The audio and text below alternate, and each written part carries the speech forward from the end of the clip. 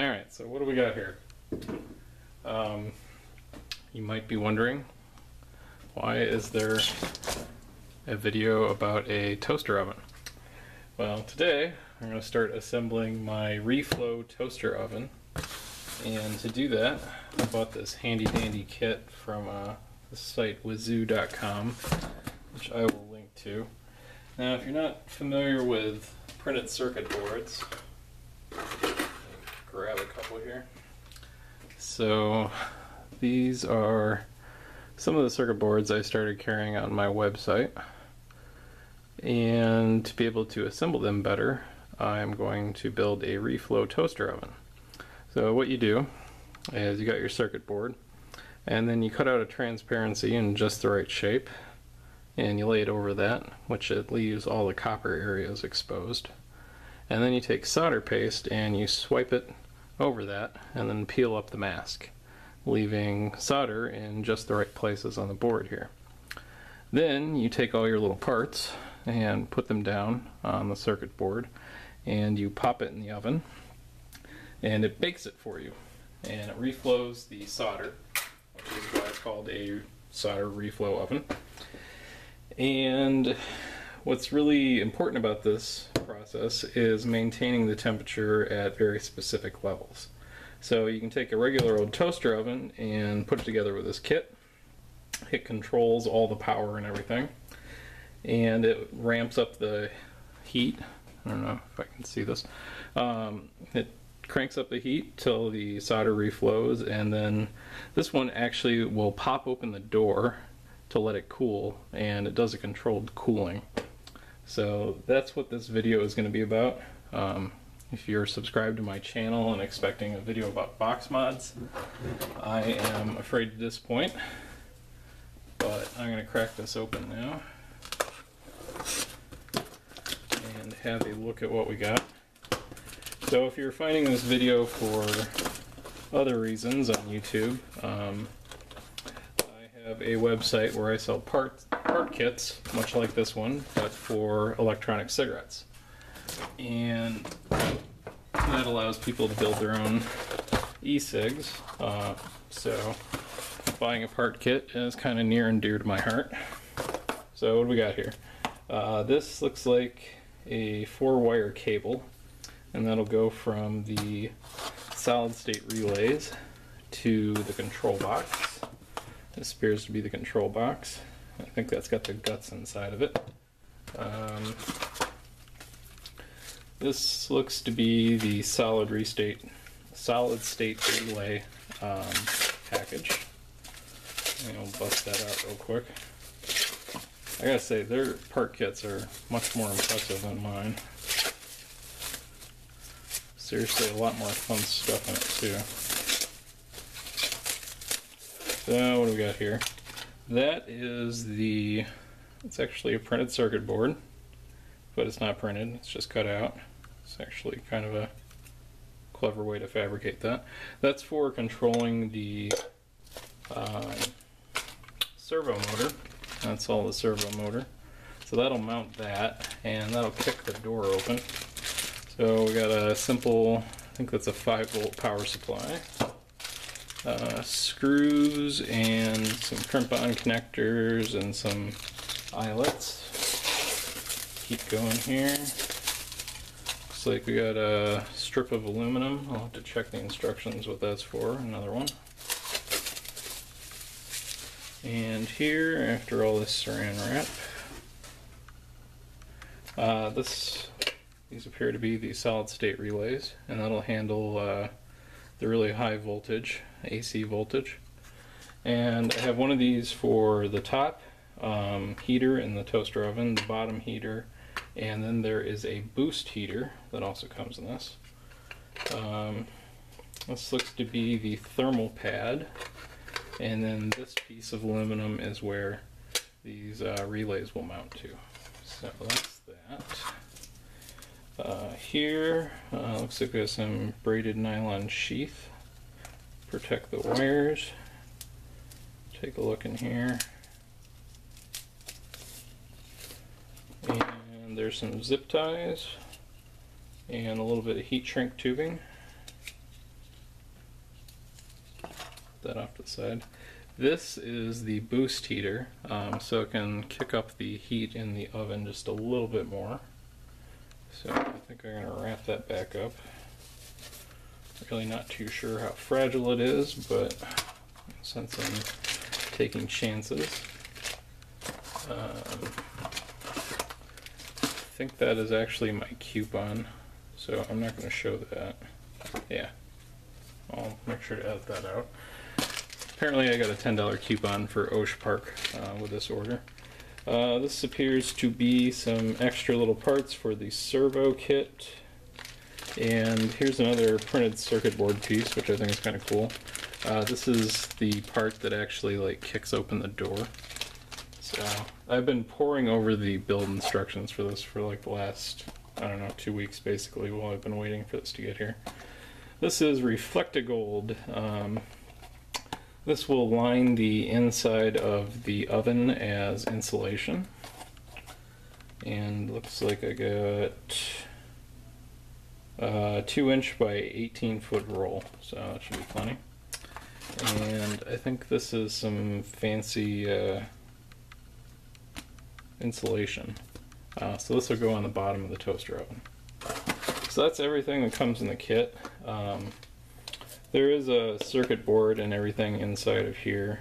And they also have open source software to control all of this, which is pretty cool. And I'm just gonna put this stuff back in here for now. The kit, if I remember right, was $178 plus $12 shipping and handling. I opted to get the extras with all the solid state relays and everything else involved, just to make it simple. Then on top of that, I just ordered this Black & Decker 4-slice toaster oven off of Amazon because it was the one recommended in the instructions actually. So I figured I'd just keep it simple. I have not opened this yet. I also have to say that this is quite possibly the most excited I've ever been about getting a toaster. You can believe that. Alright, so what do we got here? Throw those in there. This toaster, for reference, was about 30 bucks if I remember right. And I don't know if we're going to need any of that, but it might be helpful.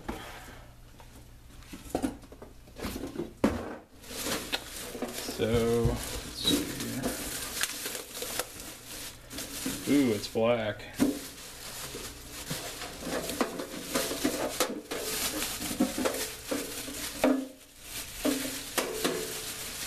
Okay, so we got a toaster oven. It is a pretty standard model from what I understand. You can go more expensive. I saw a $60 toaster oven with a convection fan on it, and I guess they do actually make some of the kits that can control that convection fan. I didn't really want to go that expensive. In total, I think I've spent just under $275 on all of this. So that was $190 for the kit with shipping, 30 bucks for this toaster oven. And the other couple of things I grabbed, I'll go over in just a second, so we get a look inside here. So yeah, that will be our baking area. And I just wanted to pull that out. So what are the other things I bought? The build instructions I read referred to this eBay page that sold these. Basically, it's a piece of bent aluminum. It's 30/2 of an inch thick, and they are cut and bent to fit exactly in this toaster oven. So I bought 3 of them. And that is an added expense, I admit. If you have a shear and break, you could definitely make these yourself. So there's that. And the other overkill that I bought is this 5-foot by 5-foot welding blanket. And this is going to be makeshift insulation for the toaster itself. And this is actually made of fiberglass. So it should provide pretty good heat resistance for the toaster, and that'll just help it stay more constant temperature and easier to control. This was 20 bucks. Should mention these shelves. I think they were $6.75 each. I got 3 of them plus shipping. And one of the last things I bought was this fire and smoke blocking latex caulk. Big tube of it for $5. It's rated up to 1380 degrees, which will be more than enough for these purposes. So that's how I got about $2.75. I will note I've made 1 trip to the hardware store so far. I hope to limit it to just that one, but I'll try to keep count here as I go through making this video. So here we go. This is the beginning of the Reflow Master 5000. Okay, so first up, gotta tear this thing apart. And from what I've looked around already, it doesn't seem to be overly complicated. So it's mostly just sheet metal all screwed together.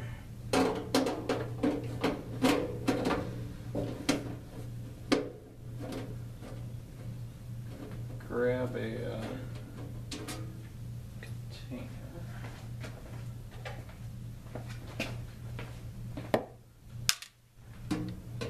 So I'll try to keep track of what tools I use as I go through making this video. Unlike my other build videos, I usually put it together at least one time before I record the video, so it looks like I know what I'm doing. Unfortunately, I don't really plan on building more than one of these. As fun as it may seem. So the boring stuff I'll cut out of here. Just wanted to introduce the toaster. Get that first look inside. Oh, tricky. I got Torx on here.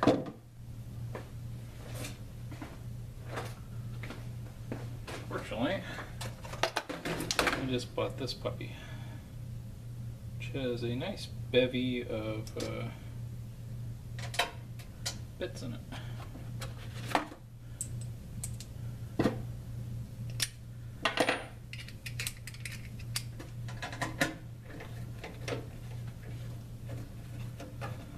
And if I remember right from the images, there are some screws hidden under these feet as well.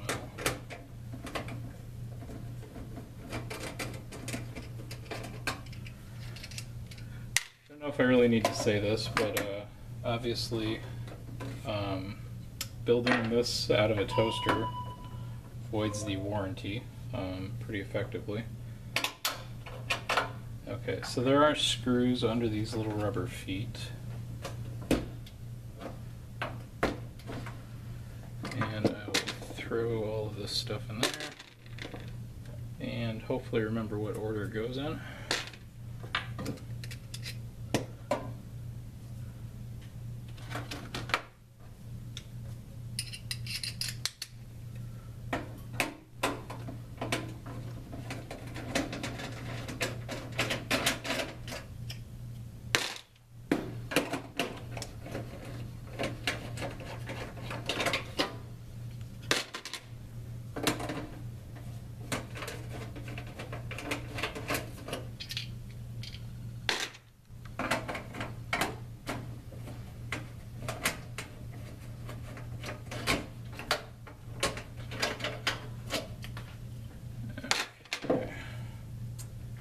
Put that back. So that was a T15 torque to get out those 2 bottom screws.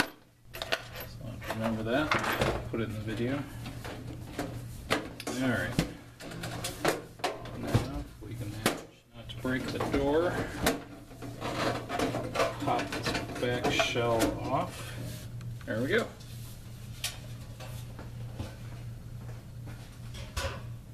Put that out of the way.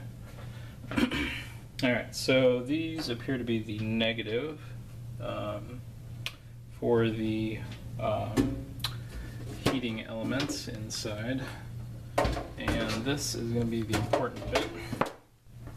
So we got our power coming in and our negative going over to that side, and then all of these controls pretty much going to rip out because they are not needed.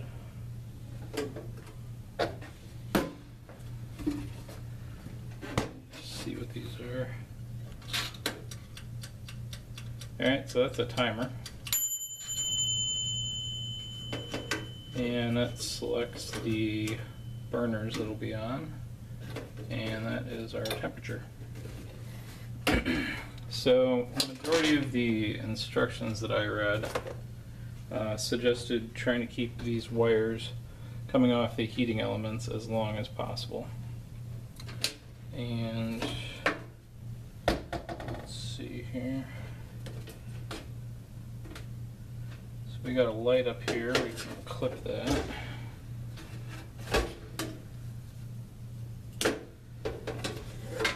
And that's some nice heat shielding, so we'll keep that.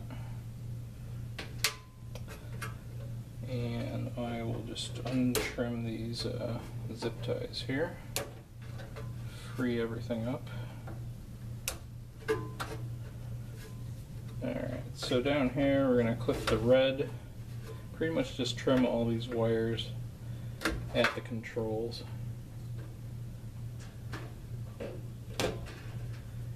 And that will let us hook it up to the relays a little bit later. So that is that. I think what I'm going to do next off camera is trace a paper template and get an idea of what I need to cut out for that fiberglass sheet. And then I will also use the fire and smoke blocking latex caulk to seal up all of these edges, like right here where hot air could escape. And I'll go around all these edges and get it all sealed up tight. And that will hopefully greatly improve the efficiency of the oven, and it won't have to heat up the elements as much. Okay, so quick little note here. These knobs just popped right off. Looks like that one was stuck on with Loctite, but it just popped off. And the controls are just mounted with screws, it appears here. So I'm going to remove all that too, because none of that's needed. And maybe I'll try to figure out some sort of fancy facade to put over that to make it look better. Okay, so I started caulking this up, and it was kind of hard to get the really high temp stuff in there. So what I did is loosen these screws on the back, and that created a little bit of a gap, and then all I'll do now is tighten that down to kind of cinch it all in place. I'll make sure there's a good seal.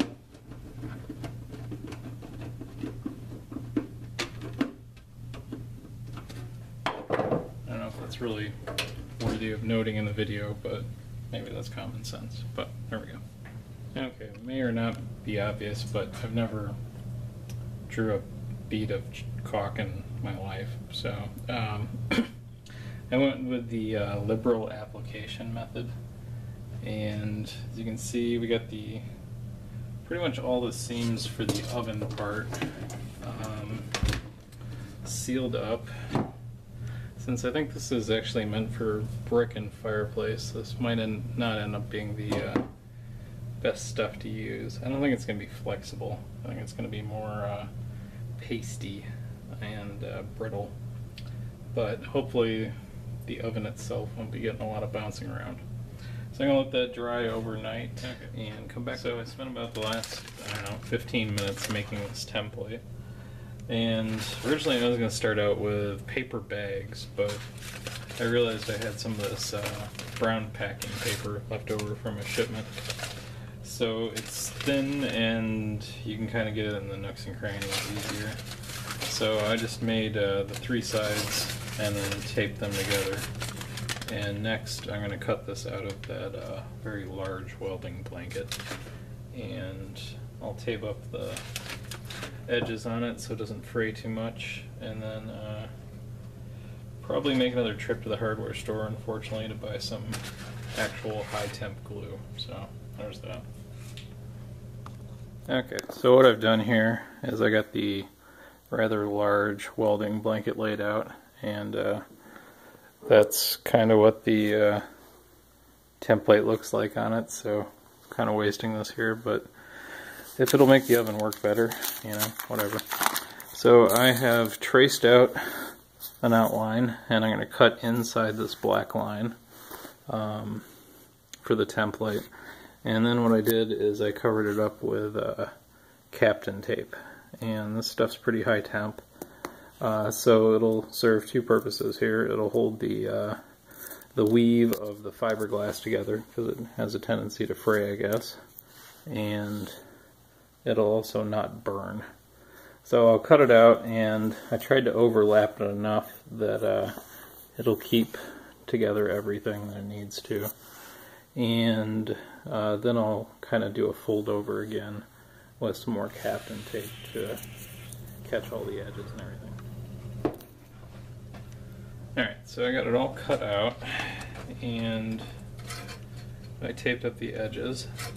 Seems to be a pretty good fit. I think it might be a little bit long, so I'll probably trim some of this off.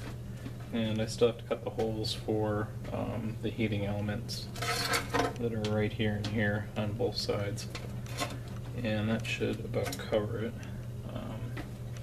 Pretty happy with how this turned out. It's kind of an interesting fabric. But yeah, there we go. Okay, so I should really pay more attention to the instructions.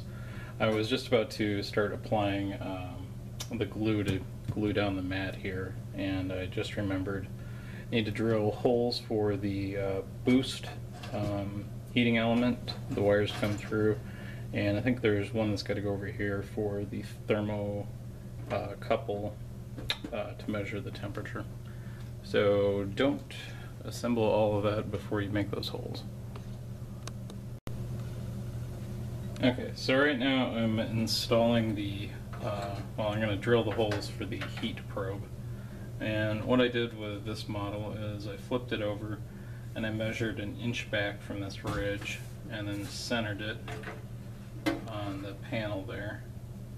And I think that'll give pretty good location inside there. Measured it in about 1/2 inch from the ends, and that's where we're going to drill the holes for these little eyelets. I'm going to use a 3/16 drill bit, which I think should work fine. So I'm going to punch these and then drill them out, and then I'll put this on the inside and mark it so I know where to cut it, and then I can screw these into place. Okay, so I have installed the eyelets. They're all cranked down. This pad didn't end up getting aligned in the best way possible, but I think it'll work. Also drilled a medium-sized hole right here and cut a grommet and fit it in it. I think it'll work just fine for these 2 wires. And then I'll plug it up with some of that silicone glue after I get that installed. Now, like I said a couple of clips ago, I'm going to install the gold tape. Okay, so this shot is going to be a little out of order because I forgot to do something. What I should have done earlier is open up the controller package and remember to install the thermocouple, which is the temperature sensor. So what I did is, since this was out of order, I had to peel back the fiberglass mat, undoing all the wonderful silicone glue, drill a hole, and then I placed a little rubber grommet in there to protect the wire. And I don't know if the camera can see it. That little thing right back there is the thermocouple, and I covered it up with some more of the gold tape. So hopefully that gives it a good place to sense temperature from, and it'll remain accurate. Got the fiberglass welding blanket cut. Got all the heating elements notched out, so it's a pretty good fit. This isn't permanent in place yet. On this side I decided to go with a flap seam. Might need to trim a little bit off here, but otherwise it has been a pretty good fit. All the edges are taped up, so I guess I can clean up all these fiberglass fibers from all over my workbench now. I did go out and buy the Permatex Ultra Copper High Temp RTV silicone that was suggested in the Instructable. I think I'm going to use this to glue on the mat just to make sure it, you know, sticks. There's a couple of loose places here. The high temp latex caulk did end up getting all crusty. I think it'll work though. The oven itself doesn't seem to flex that much, even though it's pretty thin. So I think it'll keep a nice seal, hopefully. Next up, we're going to apply the gold foil to the inside of the oven to further insulate it, and that'll be next. So I started taping up with the gold insulating reflecting tape, and I realized, you know, there's pretty limited quantity of this stuff, and it'd be a really good idea to get the window done before the rest of the box, because this is going to be a place where a lot of the heat radiates out. So right now I'm just waiting for the alcohol to dry off the door. I just wiped it off, make sure it's a clean surface to stick this stuff on. So I'm going to do a strip at the bottom and a strip at the top and little bits on the side, so there's just going to be a little window in the middle to look into the oven.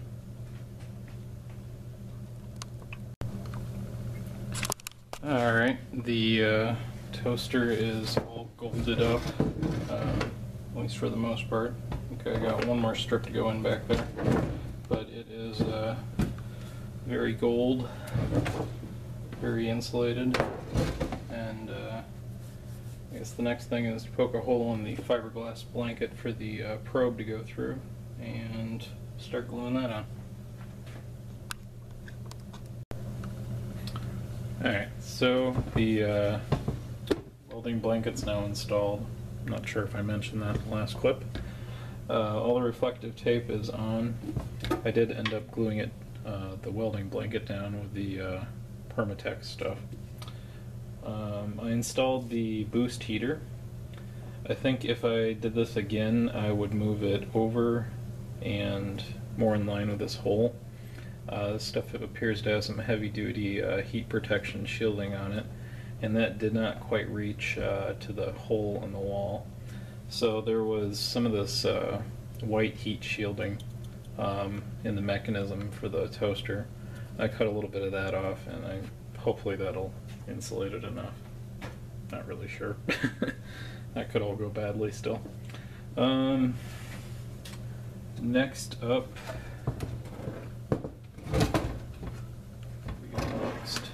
I believe we'll start assembling the solid state relays and getting them onto that panel, and then wired up to all these different connectors.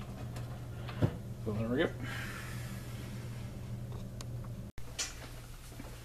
So in preparing the solid state relays, I've drilled out the mounting panel, just the back holes for the moment. And there is this thermal mat stuff that comes with the kit Feels a bit like, I don't know, silly putty. It's got two sticky sides to it, and my understanding is it's supposed to conduct the temperature from the solid state relays to this mounting plate and heat sink essentially. So I'm going to screw these down to this now, mostly just a test fit. I still have to put some holes in the bottom here so it can be mounted inside the toaster.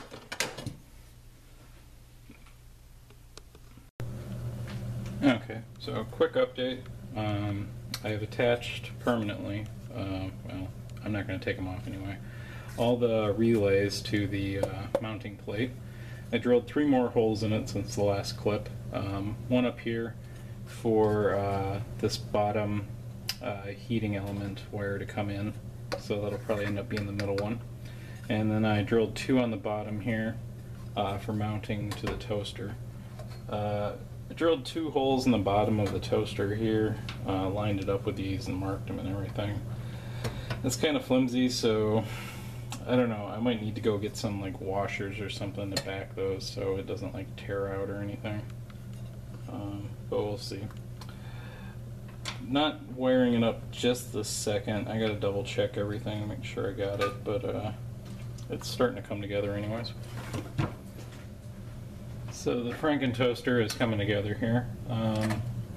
I've done some of the load wiring and made this fancy schematic. It's not in color because I don't have a color printer, but I will post this somewhere since I couldn't find it on the official build guide or any of the other tutorials. But basically what we've done here is, what I've done here, there's no we. The red wire coming out of the cord has been spliced into these 3 branches. So the right side's the number 2 pin on all the relays. And then there is 1 wire coming off of that, and that's going to go to the 5-volt power supply. Then there was the neutral wire coming from the cord. That's the white one in this toaster, mind you.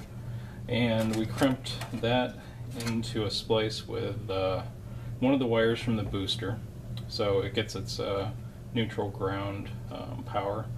And then on the other side of that splice, I connected a 16 gauge wire, and that will be the other one that goes to the 5-volt power supply. Then the boost got connected to the left one here on the number 1 pin. The bottom heater is on the middle one here in the number 1 pin, and the top one is also connected to the number 1 pin on the right one. So that's like the mains powering. Next up, I'm going to get this power supply mounted right about here, and the output of the power supply actually goes to the ControLeo board, and that'll go down, up and around, and out through this hole here. And then I'm going to find some safe way to attach these wires to the power supply. Fortunately, the crimp connectors don't fit very well. Still debating on how to do that safely.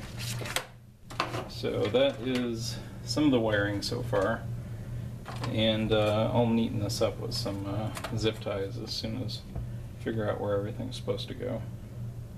I should note that some of this red wire here, specifically this piece, came from the connections between some of the controls. So I had to, use some of my own wire here, and it just made it a little bit easier to get it all stuck together. There was a very short piece that could potentially have gone from there to there that I got off the controls, but not a huge deal. So that's it.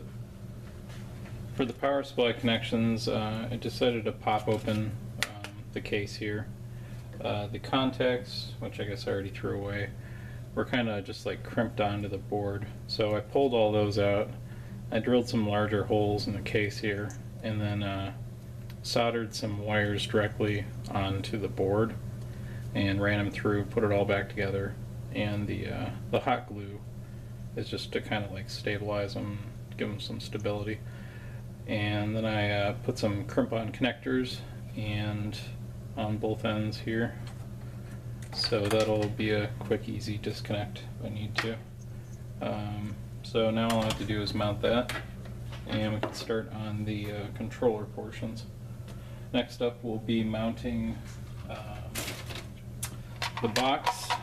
This is the ControLeo box. Let me get that in frame here.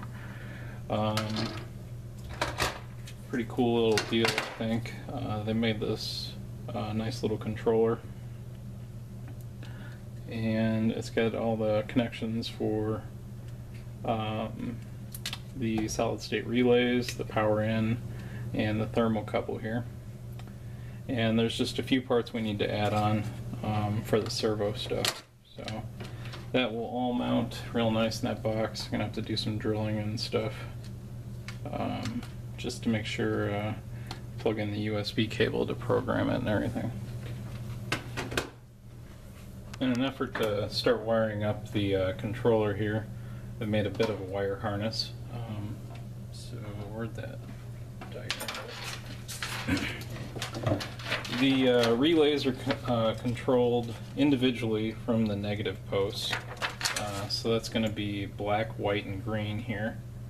And then they all share a common positive. So I just kind of daisy chained these spade connectors together. So that'll get connected to the positive connectors for the input on the relays, and then this gets fed up through one of the knob holes. Ow! Alright, I just got cut by that. First time I gotten cut by the sharp edges on this thing. Jeez. So, yeah, that's fun. There is a grommet that comes with the kit, and it fits right in this hole. So everything will be threaded out there, and that includes the thermocouple and power from the 5-volt power adapter. And I think I'm going to go find a Band-Aid now. Next up is going to be mounting the control box here. So the instructions suggest using an 1/8 inch hole in this strip of aluminum. So that's going to get mounted right about here, and then I'll bend it in a vise. So what I've done is marked off roughly half the width of this and some cross marks. So an 1/8 inch through this plate, and then a 16th of an inch through that. And there are some tiny self-tapping screws, or maybe not self-tapping, but they're pointed, and that'll mount that onto there.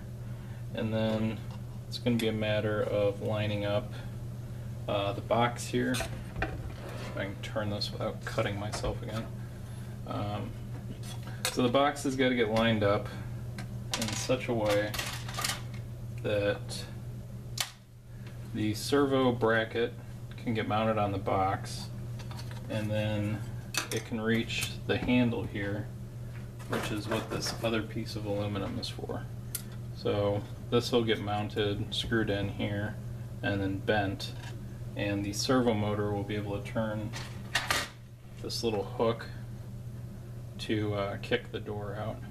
So it's all going to be close enough that that's going to reach.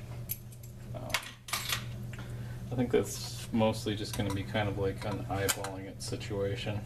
Get that as close as possible, but somewhere around there. Alright, so the Franken toaster has grown a little bit more. What I've done is taken the white cable with the 4 wires, and the power cable, and the thermocouple wire, which is probably needs a little bit more slack in it, but I threaded it through that grommet, and then there's this vinyl sheath. I put some of that on, and I have since mounted the control box to the unit here. The servo motor is mounted with a bracket. If I was going to do this all over again, I would mount this bracket to the box first, and then roughly line up where you want that metal bracket that attaches the box to be, and then finally drill the holes into the actual toaster for that. I kind of did it backwards here, I guess. So the servo is roughly lined up with the handle here. That's one more thing I need to do. And at this point, I need to start connecting wires and wiring up the control panel so that I can go in there. But yeah, that's about where we are. Okay, so since we got the servo addition to this kit for opening the door, there is 3 parts we have to solder onto the controller board, and that's a 3-pin header, 10K resistor, and this 220 microfarad capacitor. And from what the directions tell me, the 3-pin header goes on the ground, 5-volt, and D3 pins right here, and we're going to orient that on the bottom about like so.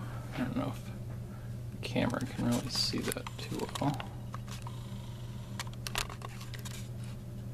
There we go. Move that over just a little bit.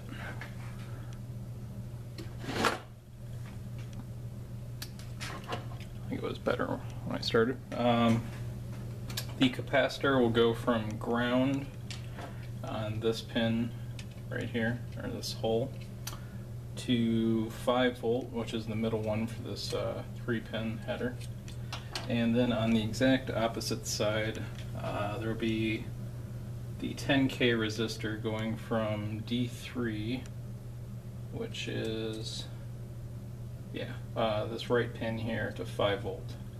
And that just gives a little extra functionality. I think it's pretty cool they made this board this way. Pretty easy to modify and add on stuff, so that's impressive in my book. I'm going to get that soldered up, and then I'll be cutting down these wires to fit better, and we'll start connecting them to the board and get that screwed in place. Alright, so the time is here. The control board's all wired up. Got everything tucked in there pretty nice and secure, I think. The thing I forgot to do in the last clip was drill the hole for the USB port on the ControLeo. Unfortunately, it doesn't exactly line up, so I'm going to have to figure out a way to make that a little bit bigger without destroying everything. I'm going to shut off the camera because I feel like that would jinx plugging it in for the first time. So come back with what we got next. Alright, so I don't know how much of you can be able to see actually of the setup screen here. Zoomed in a little bit. Alright, so right now it's reading the current temperature, and I'll tilt this up just a little bit.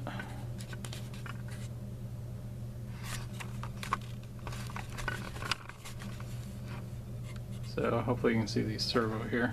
So you set up D4 through 7 with whatever it's connected to. I set up mine with D4 on the bottom, D5 the top heater, D6 is the boost, D7 is unused, but that's the one you could assign to the convection fan.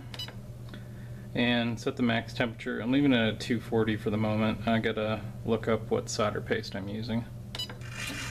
Door open, so we got that set at 175, and as you can see it just popped it open there. And come back and it's closed at 80 degrees. And that's about it. Now I'm gonna start the reflow. And this is gonna do a learning mode. Yep, learning mode enabled. Or actually, crap, I'm supposed to put one of, so supposed to put one of these bad boys in here. I assume just to make sure it heats evenly. So I'm going to let that cycle through, and it'll test the temperature and heat things and learn how to properly curve the temperature for the reflow. Okay, so I've run it through all the learning phases, and that took about 8 different times going through that. So it learns how the heating elements heat up the oven, and based on the curve that's expected of temperature to time, essentially, it alters it. So you can see the LEDs flashing on and off there, and those correspond to each of the heating elements. So it's basically learned how to heat it up just right, and I think right now it's in the soak phase. So it's just kind of warming everything up slowly, and then it'll hit reflow when it gets to about 225. I looked that up, and that is the proper temperature for the solder paste. Might get some non-leaded stuff, I'm not real sure yet. So problems and difficulties, I guess, with this build. Getting the cover back on was actually quite a trick.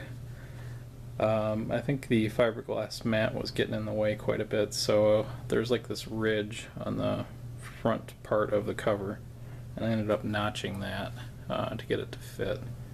But other than that, the only other thing I'm going to change, I think, is the little mounted tab here for the opening mechanism. You can get a little better view of that. When the wheel turns, it kind of grates on this edge, so I think I'm just going to bend that a little bit to make that transition a little bit better. Other than that, I'm really happy.